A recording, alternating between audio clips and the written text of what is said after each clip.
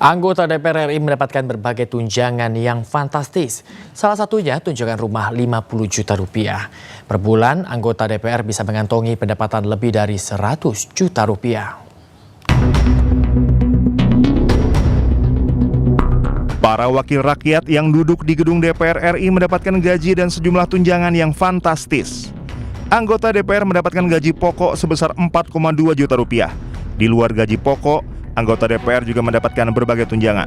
Tunjangan melekat diantaranya tunjangan untuk istri atau suami sebesar Rp420.000, tunjangan anak Rp168.000, uang sidang per paket sebesar Rp2 juta, tunjangan jabatan Rp9,7 juta, tunjangan beras Rp30.090 per orang, tunjangan PPH mencapai Rp2.699.813. Selain itu, anggota DPR juga mendapatkan tunjangan lain yang meliputi tunjangan kehormatan sebesar Rp5.580.000, tunjangan komunikasi sebesar Rp15.554.000, tunjangan peningkatan fungsi pengawasan dan anggaran sebesar Rp3.750.000. Anggota DPR juga mendapatkan bantuan listrik dan telepon sebesar Rp7,7 juta, dan juga mendapatkan anggaran untuk asisten anggota mencapai Rp2.250.000. Dan saat ini anggota DPR juga mendapatkan tunjangan rumah sebesar Rp50 juta per bulannya. Dengan demikian, total pendapatan per bulan anggota DPR RI mencapai Rp104.051.903. Namun berdasarkan Pagu APBN 2025, gaji seluruh anggota DPR mencapai Rp1,6 triliun per tahun. Jika dibagi kepada 580 anggota DPR dan dibagi lagi ke dalam 12 bulan, maka total pendapatan anggota DPR sebetulnya bisa mencapai Rp237,9 juta per bulan. Ini adalah nilai maksimal yang disediakan negara untuk pendapatan anggota DPR RI. Kemudian jika ditambah tunjangan perumahan Rp50 juta per bulan, maka total pendapatan anggota DPR RI per bulan bisa mencapai Rp287,9 juta per bulan. Gaji satu anggota DPR setiap bulan yang belum termasuk tunjangan rumah besarnya 44 kali dari gaji upah minimum Jakarta yang hanya Rp5 juta, atau 101 kali UMR Jawa Tengah yang cuma Rp2.100.000. Gaji wakil rakyat ini juga 43 kali gaji guru PNS. Bahkan jika dibandingkan dengan gaji wakil rakyat di luar negeri, di Amerika Serikat gaji anggota parlemen hanya 11 kali upah warganya. Sementara Inggris cukup 4 kali dari upah minimum warganya. Pemirsa, sebelumnya aliansi masyarakat dari berbagai elemen gelar unjuk rasa di DPR. Masa tolak kenaikan tunjangan anggota dewan. Pajak dilimpahkan ke rakyat. Betul. Pemirsa, ribuan orang memadati kawasan gedung DPR Senayan, Jakarta sejak Senin pagi. Mereka menyampaikan orasi dan juga tuntutan mereka terkait tunjangan anggota DPR. Mereka menyoroti tunjangan anggota DPR yang dinilai tidak masuk akal lantaran terjadi saat kondisi ekonomi masyarakat yang sedang sulit. Sengaja datang dari luar Jakarta untuk kendaraan bermotor, lalu mereka melihat ada aksi pada hari ini dan mereka... Kita beralih ke informasi lain. Pemirsa, 4 otak pelaku penculikan dan pembunuhan kepala cabang Bank BUMN berhasil diringkus. Saat ini total ada 8 pelaku yang telah berhasil ditangkap polisi. Pepet tuh, Teng. Pepet depan. Itu ya. Itu tuh. Hah? Iya, udah pepet, Teng. 4 otak pelaku penculikan dan pembunuhan kepala cabang Bank BUMN berhasil diringkus. Aksi kejar-kejaran mewarnai penangkapan para pelaku.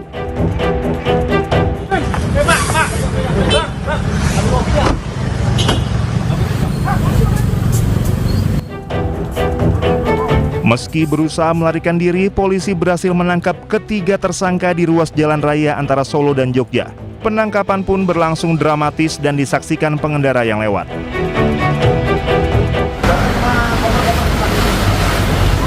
Siapa yang nyuruh? Selain 3 pelaku yang ditangkap di Jawa Tengah, seorang pelaku lainnya berinisial C juga ditangkap di daerah Pantai Indah Kapuk, Jakarta Utara pada Minggu sore.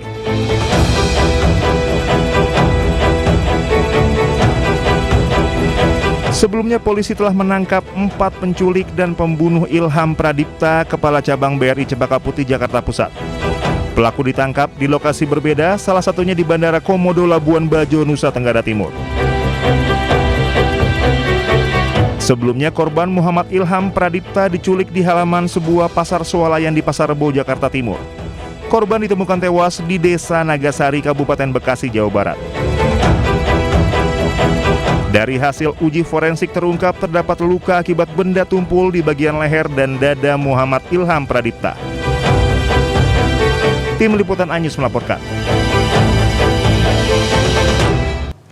Pengacara salah satu tersangka pembunuhan Kepala Cabang BRI mengungkap kliennya diperintah oknum berinisial F. Selain menculik, F juga meminta tersangka membuang jenazah korban. Waktu sore, setelah penjemput dengan cara paksa itu dilakukan, ada perintah dari oknum yang namanya F itu untuk diserahkan di daerah Jakarta Timur. Nah, ada jeda waktu pada saat dijemput paksa dengan diserahkan itu, setelah diserahkan, keempat pelaku penjemputan paksa ini, mereka udah selesai tugas dan mereka pulang. Setelah mereka pulang, kurang lebih jeda waktu berapa jam setelah itu, mereka dipanggil lagi untuk mengantar pulang si korban. Nah, pada saat waktu ketemu lagi, disitulah bahwa mereka melihat korban ini sudah tidak bernyawa lagi. Tapi yang menjadi catatan kami di sini, pada saat mereka mengantar itu, mereka juga dalam tekanan. Dan mereka salah satu terduga penjemputan paksa ini menyampaikan ke keluarganya bahwa mereka memang baru diperintahkan untuk membuang jenazah. Pemirsa, kebakaran hebat melanda pemukiman warga di Kabupaten Mamasa, Sulawesi Barat, mengakibatkan 3 rumah semi permanen ludes terbakar dengan api.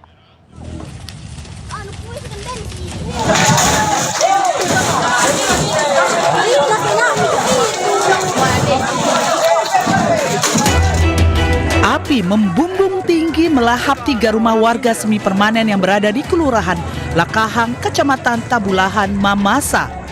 Tentu saja kobaran api ini membuat panik sejumlah warga yang berada di lokasi. Tidak adanya armada kebakaran yang tiba di lokasi membuat api sulit dipadamkan. Warga hanya berusaha memadamkan api dengan alat seadanya. Penyebab kebakaran karena anak yang bermain korek api di sekitar botol berisi bensin hingga apinya terpercik masuk ke dalam rumah dan menyebabkan kebakaran.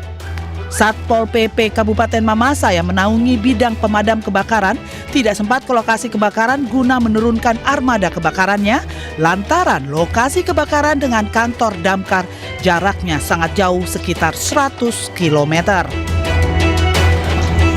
Dalam peristiwa ini 3 rumah warga semi permanen dilaporkan hangus terbakar beserta seluruh isinya. Beruntung tidak ada korban jiwa dalam peristiwa ini, namun kerugian ditaksir mencapai puluhan juta rupiah. Kecelakaan melibatkan mobil dinas Kapolres Mandailing Natal, Sumatera Utara dengan sepeda motor yang dikendarai seorang pelajar. Akibat kecelakaan, pemotor meninggal dunia.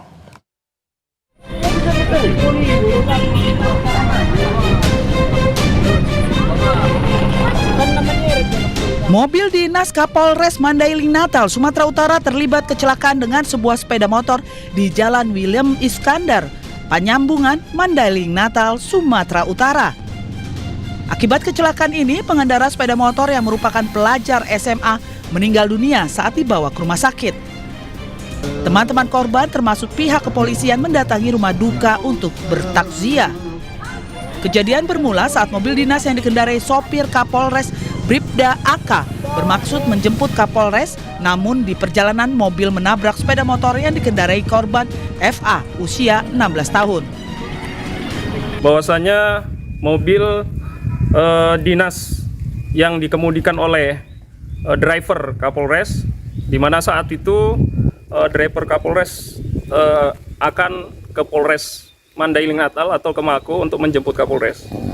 Namun saat di Jalan Lidang terjadi kecelakaan. Nah, terkait dengan hal tersebut, personil atau pengemudi mobil dinas Kapolres saat sekarang ini telah kita amankan, kemudian kita mintai keterangan.